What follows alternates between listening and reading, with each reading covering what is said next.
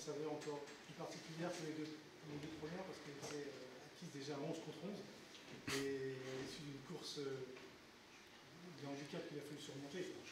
Oui, et puis clairement, enfin, moi l'an dernier, on a pris 0 points.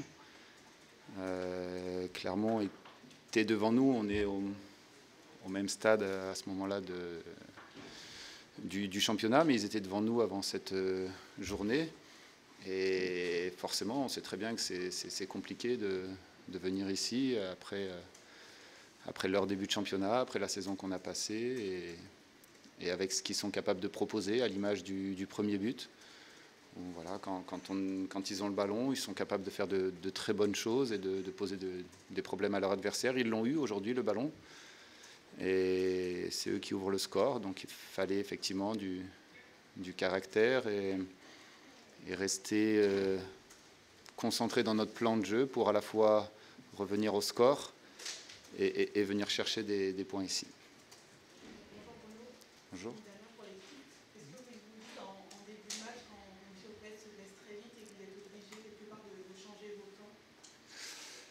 Ça va très vite. Alors j'aurais aimé que Renaud rentre plus vite. Et vous avez raison, parce qu'on prend le but à ce moment-là. Et d'ailleurs, j'ai revu ce but et on le prend parce qu'il nous manque un joueur, notamment à la tombée. Dans notre système, on est un peu déstabilisé. Et je me dis, ce que je me dis, c'est une nouvelle entame de match que l'on rate. C'est pas la première. On en a raté, je crois que c'est à Montpellier. On en a raté à Lyon au début de la deuxième période et au début de la première. Et je me dis qu'on a beau travailler ces moments-là, on a beau, ça ne suffit pas, il va falloir encore qu'on en fasse. Et effectivement, après, on se dit aussi que c'est la 3e minute et qu'on en a encore 87 pour revenir dans la partie. Mais quand je vois la rentrée de Renaud, quand je vois la rentrée de Xavier Chavalrin, quand je vois la rentrée de Florian Tardieu, quand je vois voilà, tous ces joueurs qui apportent une vraie plus-value à mon effectif, ça fait, oui, il y a de la concurrence, il y a de l'émulation, et ceux qui rentrent apportent et rapidement du positif à mon effectif, et c'est ce qui est agréable pour l'entraîneur que je suis.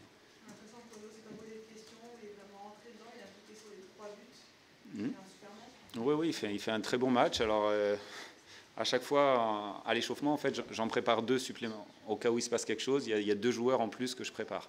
Enfin, si vous regardez un jour l'échauffement, je prépare 12 joueurs et Renaud faisait partie de ces 12-là. Donc, ça me permet, quand le changement est fait, enfin, il n'est pas allé s'échauffer, pourtant il est rentré dessus dans son match parce qu'il s'est échauffé comme les autres, en fait.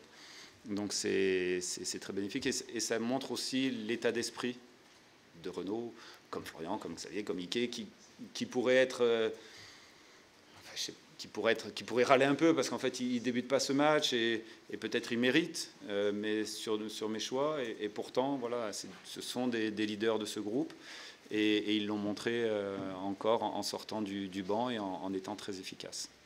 Vous avez fait un choix aussi fort, courageux, en sortant Tardieu en lançant un Goulet. Oui. C'était pas anodin, le choix. Oui, mais enfin, je vous l'ai dit en conf la veille, il n'y a personne, il y a la concurrence et Florian, comme les autres joueurs, le sait très bien. Moi, ce qui me plaît, c'est que Florian ne démérite pas sur les dernières rencontres, il le sait. Donc il sait très bien que ce n'est pas une punition, que c'est simplement une gestion d'effectifs, une gestion de joueurs. Et encore une fois, quand vous voyez sa rentrée, moi je suis très content, il est présent et il sera prêt aussi et disponible pour les prochaines rencontres. Vous apporte quelque chose de différent aussi, hein. Exactement, ce ne sont pas les mêmes profils, voilà, c'était mon choix sur ce match et je voulais aussi voir Lucien qui faisait des bonnes prestations à l'entraînement. C'est bien. Il y a du choix, il me pose des problèmes et c'est très bien. C'est ce que je souhaite. En revanche, le match est plus compliqué pour Papayadé sur le côté gauche.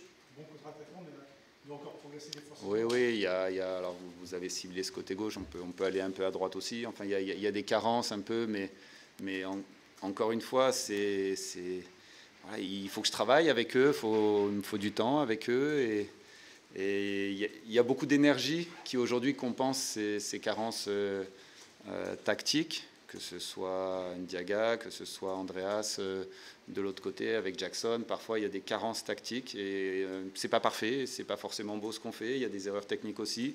Mais ce qui me plaît, et ce que je vous dis depuis le début, c'est que j'ai cette base, cet état d'esprit. Quand Ndiaga se fait passer 1 ou 2 fois et qu'il revient avec un engagement énorme pour compenser, voilà, c'est ce qu'il faut. C'est ce qu'il faut quand on est l'Estac. C'est ce qu'il faut quand on doit aller chercher un maintien semaine après semaine. Et c'est notre base de travail.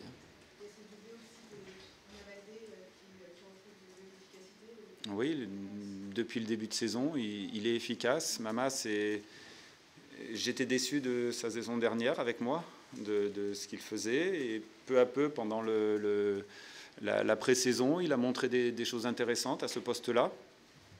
Et comme je vous l'ai dit, j'ai pas de titulaire de quel que soit le poste. Ils doivent aller chercher leur temps de jeu. Ils doivent aller chercher. Mama fait les efforts avec le collectif.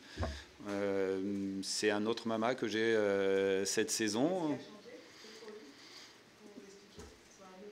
Ah, vous lui demanderez. Après, ses qualités, il les avait déjà la saison dernière. Je pense que ceux qui le suivaient le savaient, mais on ne les voyait pas. Alors aujourd'hui, il les met, et surtout, il les met au service du collectif, parce qu'on le voit percutant, comme sur ses 2 buts, et se projeter. Mais ça, qu'il aille vite, qu'il soit percutant, on le savait. Moi, ce que je vois aussi, c'est qu'il travaille avec le reste de l'équipe, parce que on a besoin de travailler. Encore ce soir, 60%, je crois qu'on n'a pas le ballon. Donc 6 minutes sur 10, il faut qu'on défende. Donc si on défend à 10, c'est pas possible. Et lui fait ces efforts-là. Tant qu'il les fera, il sera compétitif pour une place, comme il l'est en ce moment. Et il sera efficace, on parlera de lui. Le jour où il ne les fera plus, ça sera comme la saison dernière. Et un autre joueur sera à sa place. Donc il sait les efforts qu'il doit faire pour être sur le terrain et pour être bien pour l'équipe.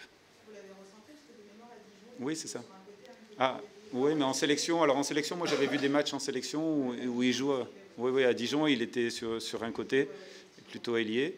L'an dernier aussi, c'était plus sur un poste d'ailier. Mais je vous dis, à l'intersaison, j'ai fait plusieurs essais. J'avais pas forcément beaucoup de joueurs, donc je l'avais mis là. Et puis il m'a plu. Et en sélection, effectivement, il joue à ce poste-là aussi d'attaquant par moment.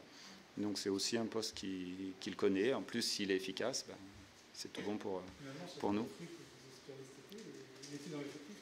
Oui, oui, non, vous pouvez le dire, parce qu'on cherchait cet attaquant, on cherchait quelqu'un capable d'être complémentaire. Vous parliez de la complémentarité d'Agoumé avec Kwame, Tardieu, Chavalrin. On cherchait aussi quelqu'un qui soit complémentaire de Dike, Ugbo, qui va revenir lui aussi peu à peu dans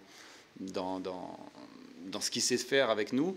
Et oui, finalement, Mama Baldé est complémentaire et le prouve à ce poste-là. Je ne m'y attendais pas forcément, mais ça fait partie des bonnes surprises, oui. À lui de confirmer, surtout. Ça marche ? Oui, alors c'est au niveau de l'ischio. Donc là, on a...